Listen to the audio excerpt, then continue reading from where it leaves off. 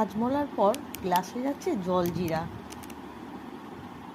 এবার কি যাবে একটু আন্দাজ করতে পারছো না? দাঁড়াও, দেখাচ্ছি তোমাদের। এই যে এবার যাবে ইনি।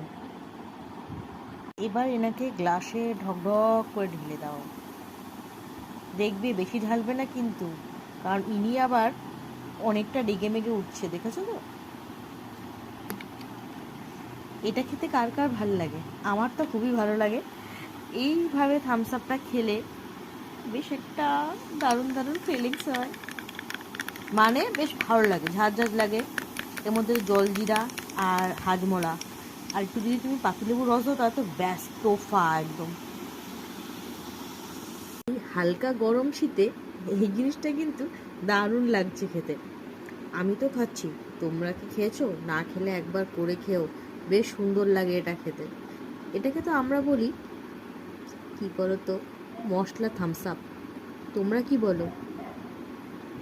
চলবে নাকি এক গ্লাস?